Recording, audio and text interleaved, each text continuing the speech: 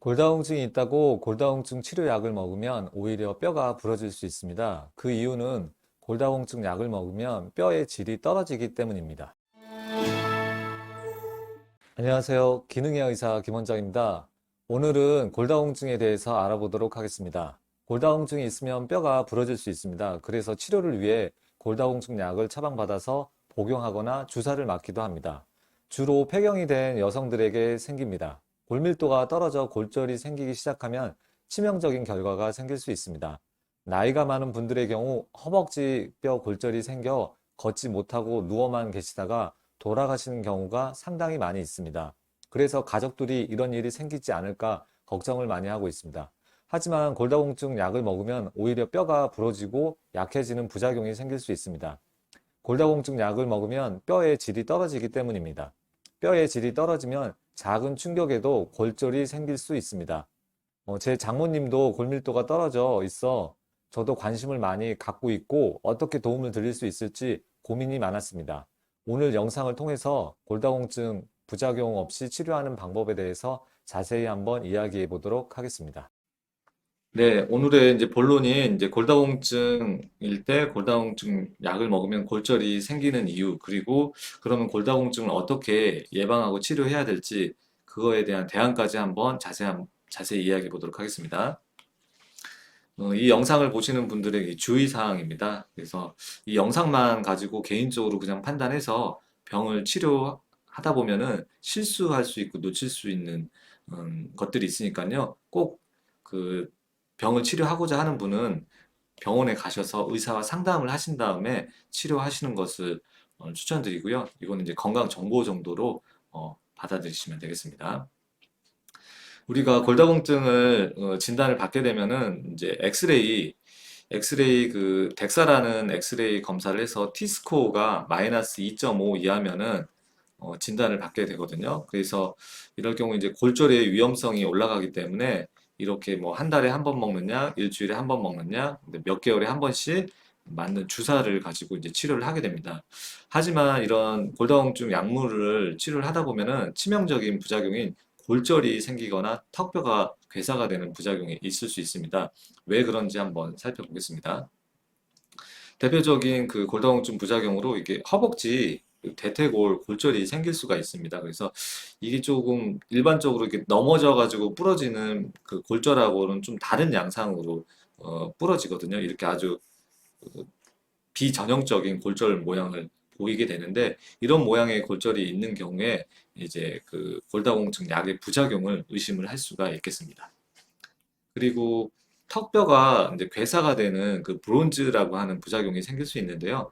이렇게 발치를 두 개를 하고 나서 이게 턱뼈가 주저앉는 거죠. 그래서 괴사가 돼서 턱뼈가 그 녹는 부작용이 생기고 실제 뭐 임상적으로 사진을 찾아보면 이거보다 훨씬 더 심한 사진들이 많이 있더라고요. 그래서 너무 조금 혐오감을 줄 수 있어서 그 사진은 좀 제가 선택하진 않았고요. 그래서 이런 턱뼈 괴사가 한번 생기면은 그 부작용을 회복하기 위해서는 상당히 많은 노력과 시간이 필요하고 거의 회복이 불가능하지 않을까 이런 생각도 들고요.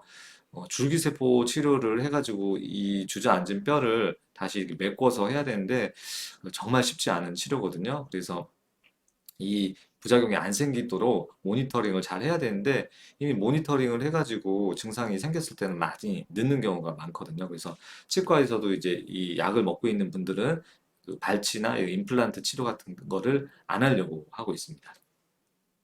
그러면 골다공증 약을 먹고 골절이 생기고 뼈가 이렇게 녹는 이유는 앞에서도 말씀드렸다시피 뼈의 질이 떨어지기 때문입니다.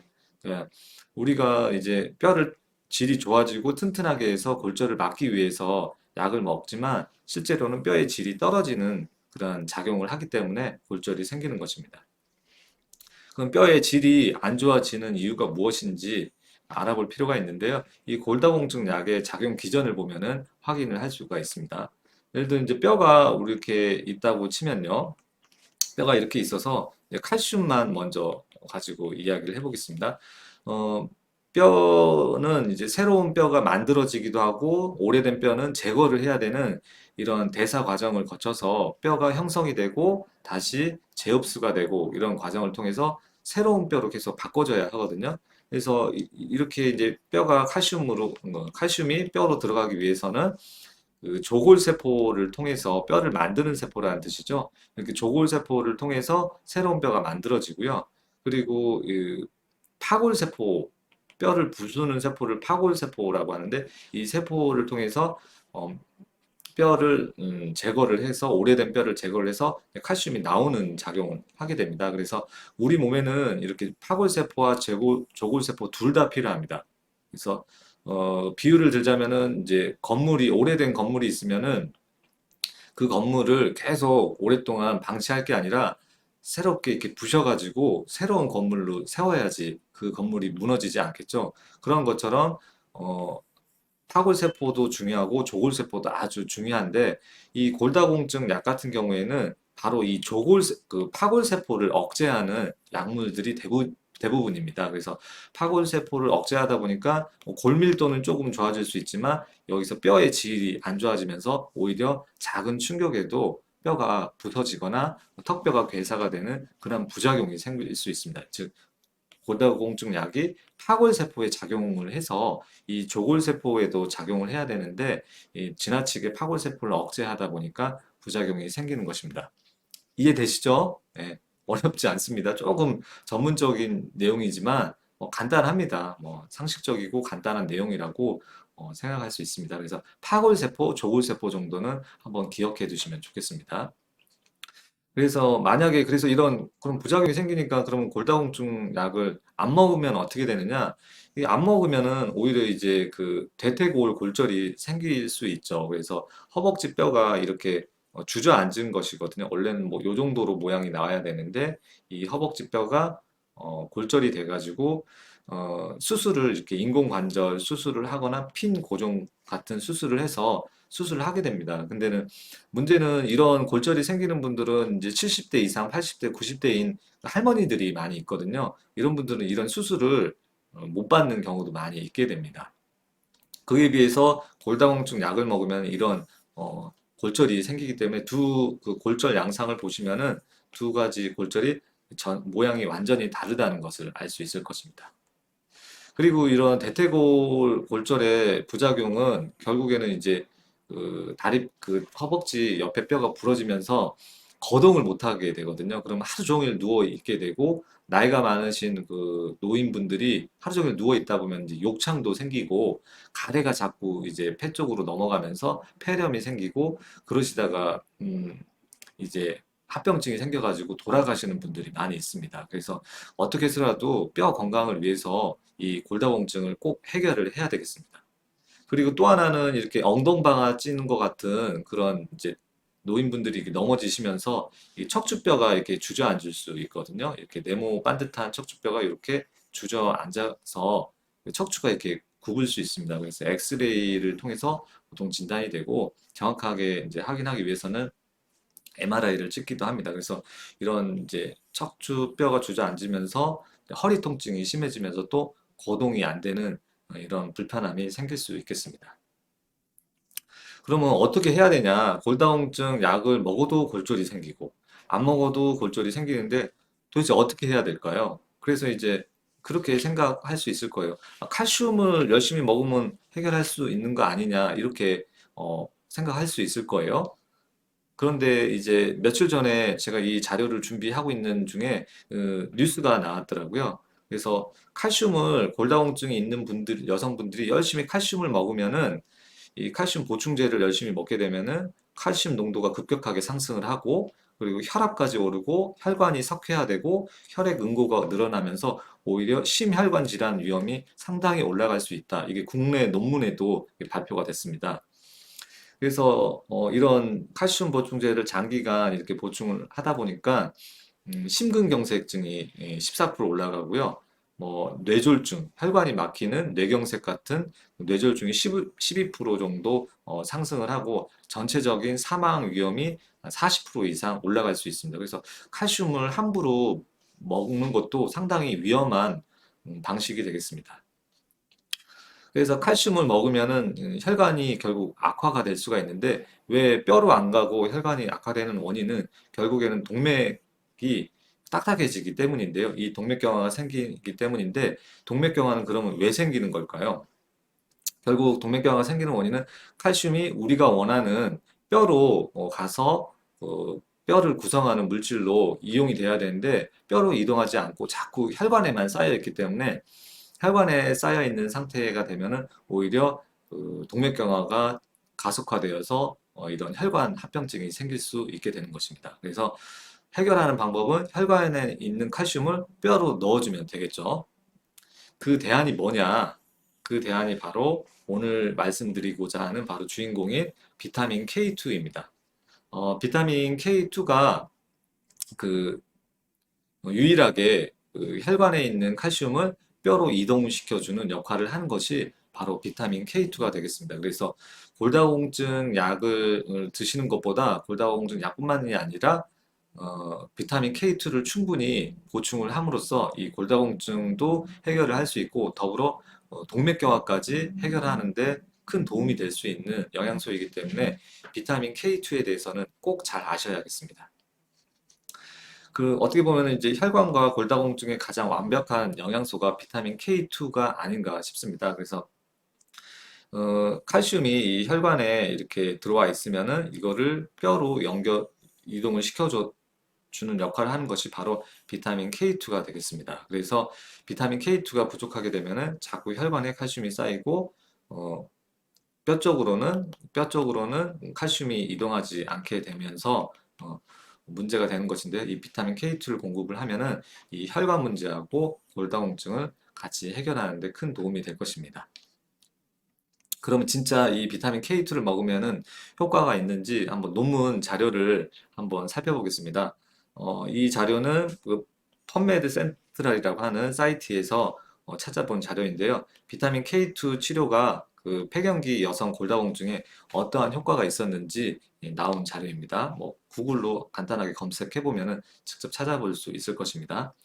먼저 이제 비타민 K2 같은 경우에는 비타민 K라는 거는 뭐 가끔 들어보는 경우가 있거든요. 이 비타민 K에는 그 서브 타입 하위 그 종류들이 있는데 비타민 K1이 있고요. 그리고 비타민 K2가 두 가지가 크게 있습니다.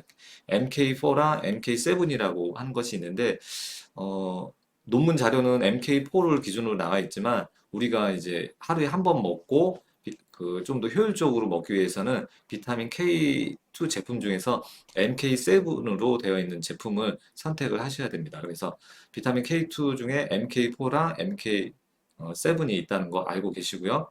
콩 알러지가 있는 사람은 어쩔 수 없이 MK4를 드셔야 될 수 있겠습니다. 그래서 제품을 고를 때 꼭 알고 계셔야 되니까 이 두 가지 정도는 꼭 기억해 두시면 좋겠습니다. 그래서 결과를 살펴봤더니 비타민 K2의 그 효과가 그 메나테트레논이라고 하는 게 이제 MK4 그 비타민 K2인데요.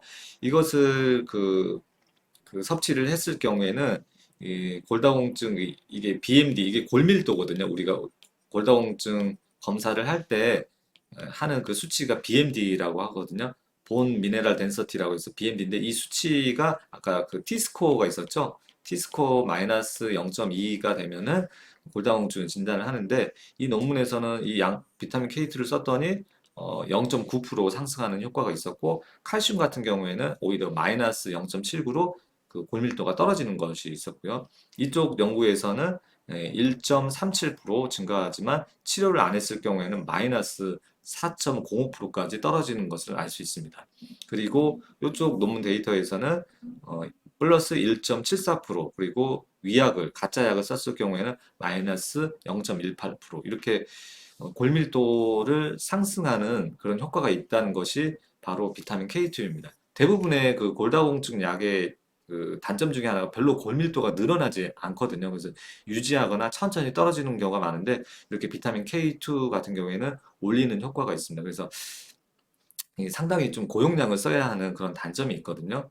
근데 이제 MK4 같은 경우에는 고용량을 써야 되지만 MK7 같은 경우에는 한 1000분의 1로 MK4의 1000분의 1 정도로 용량을 사용을 할 수도 있습니다. 그리고 이제 그 검사 결과만 좋아지는 게 아니라 실질적으로 골절 감소 효과가 있어야 되거든요. 그래서 얼마나 골절 감소 효과가 있는지 논문들을 살펴봤더니 첫 번째는 19.4%, 두 번째 연구에서는 16.3%, 세 번째 연구에서는 12% 정도 골절 감소 효과가 있었습니다. 그래서 상당히 효과가 좋은 그런 영양소라고 볼 수 있겠고요. 이런 논문의 조금 아직까지의 단점은 대규모 그런 집단 연구가 이루어지지 않은 단점이 있지만 소규모로 이루어진 그 표본이 적은 연구이지만 아주 의미가 있는 그런 결과라고 할 수 있겠습니다. 그래서 골다공증을 해결하기 위해서는 비타민 K2를 꼭 섭취를 하시는 것을 추천드립니다. 근데 기능의학을 좀 치료하고 이렇게 하다 보면은 비타민 K2만 중요한 것이 아닙니다. 비타민 K2도 중요하지만 같이 역할을 하는 비타민 A하고 D의 그 밸런스가 중요합니다. 그래서 중요한 이유가 조금 길 수가 있는데 그래도 한번 설명을 드려볼게요.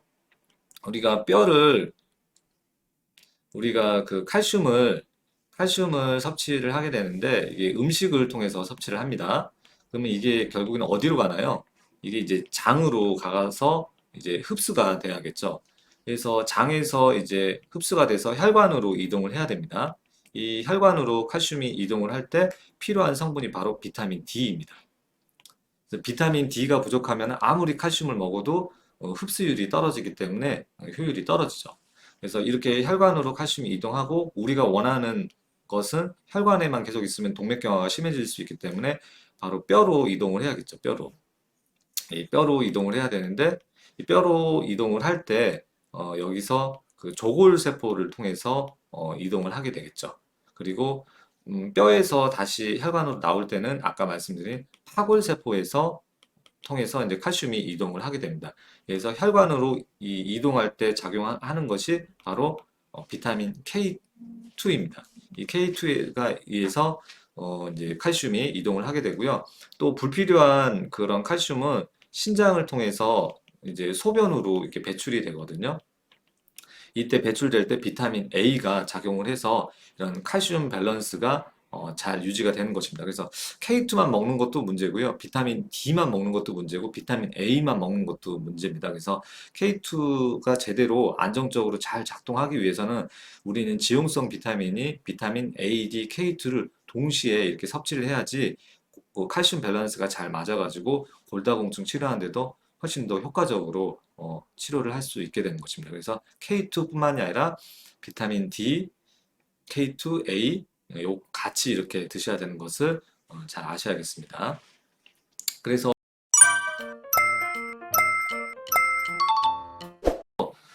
실제로 이제 저희 환자분들 중에서는 이제 그 혈관이 안 좋거나 이런 골다공증 문제가 있는 분들에게는 비타민 A, D, 뭐 E, K2를 처방을 하게 되는데 이 각각 하나씩 처방하는 것이 아니고요. 한꺼번에 있는 알약 하나로 되어 있는 제품을 안내를 해드리고 있고요. 용량 같은 경우에는 이제 이런 약 같은 경우에는 비타민 A 같은 경우 2,500 IU 그리고 비타민 D도 2,500 IU, 뭐 E는 한 200 IU가 들어있고 K2 같은 경우는 이제 발효대두 추출물로 포함이 되어 있어서 한 250 마이크로그램 정도 포함이 되어 있습니다. 그래서 이거를 두 알 정도 먹으라고 하고 있고요. 그래서 이런 제품으로 나와 있는 것도 있고 용량은 요 정도 선에서 드시면은 적당하다고 생각이 되고요. 저도 이미 먹고 있고 저희 장모님도 요거를 꼭 챙겨서 제공을 해드리고 있습니다. 근데 약이 싫다. 약은 좀 불편해 하시는 분이 있다면은 이 나또를 드시는 것을 추천을 드립니다. 그래서 나또 같은 경우는 비타민 K2의 아주 중요하고 거의 유일한 공급원일 수 있거든요. 그리고 우리나라 음식으로는 뭐 청국장하고 된장도 있을 수 있습니다. 거기도 있는데 그것보다는 그 비타민 K2 함량이 많은 나또를 추천드리고요. 나또에는 또 그 골다공증의 원인이 되는 그 에스트로겐 결핍이 있어서 결국에는 조골세포 작용이 안 돼서 골다공증이 생기는 것인데 그 천연 에스트로겐이 들어있어서 또 조골세포, 뼈를 만드는 작용까지 포함이 되어 있기 때문에 비타민 K2와 천연 에스트로겐 공급을 해서 골다공증을 막을 수 있습니다. 나또 같은 경우는 그 GMO, 그 유전자 조작은 피하셔야겠죠. 국산 콩을 이용해서 하루에 한 50g 정도 드시면은 비타민 K2를 한 250에서 500 마이크로그램 정도 충분히 보충을 할 수 있으니까요. 꼭 낫또를 일상생활 속에서 음식을 드실 때 하루에 한 번 정도는 골다공증이 있는 분은 꼭 챙겨 드시는 것을 추천드립니다. 이제 비타민 K2 금기도 있는데요. 그 항응고제인 와파린을 복용하시는 분은 이 와파린 작용을 억제시킬 수 있기 때문에 금기 사항이 되겠습니다. 그래서 와파린 복용을 하시는 분은 비타민 K2를 먹는 것을 조금 피하시는 것이 좋겠습니다. 그리고 골다공증을 유발하는 그 음식들이 있는데요. 이런 여러 가지 염증을 유발하는 음식을 피하는 것이 중요합니다. 이 음식에 대한 그 염증을 유발하는 음식은 제가 이 영상에서 자세하게 말씀드렸으니까요. 채널의 그 영상도 한번 참고해 주시면 되겠습니다. 그리고 이렇게 골다공증 치료가 고민이라면은 이거 오늘 들은 내용을 가지고서 내과나 정형외과 가셔가지고 골다공증 약 안 먹고 나는 비타민 K2로 하겠다. 이렇게 얘기하면은 혼날 수 있어요. 이게 어디서 이상한 얘기 듣고 왔다고 면박을 당하는 분들이 있을 수 있습니다. 그래서 이런 분들, 이런 의사분들에게 얘기하시는 건 조금 무리가 있으니까 삼가해 주시고요.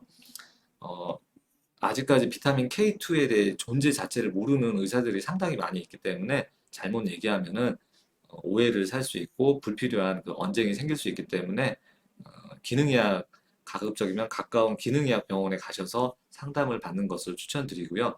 그 기능의학 병원에 가게 되면은 비타민 K2 이외에도 필요한 영양소, 다양한 영양소들이 있거든요. 그것을 또 안내 받을 수도 있고 검사를 통해서 어떤 원인이 숨어 있는지 확인해서 치료할 수 있을 것입니다. 그래서 골다공증 치료가 고민이라면은 음, 한번 가까운 기능의학 병원을 꼭 방문해 주시면 좋겠습니다. 어떤가요? 오늘 내용을 들어보니 골다공증을 어떻게 치료하고 관리를 해야 할지 알게 되셨을 것입니다. 비타민 K2를 비롯한 비타민 A, D도 중요합니다. 하지만 몸에 염증이 생기는 원인에 의해서 뼈가 약해질 수 있기 때문에 그에 대한 원인을 파악하고 해결하기 위해서는 가까운 기능의학 의사를 찾아가서 상담을 꼭 받아보는 것이 좋습니다. 오늘 영상은 여기서 마무리하며 다음에 더 유익한 영상으로 찾아뵙겠습니다. 지금까지 기능의학 의사 김원장이었습니다.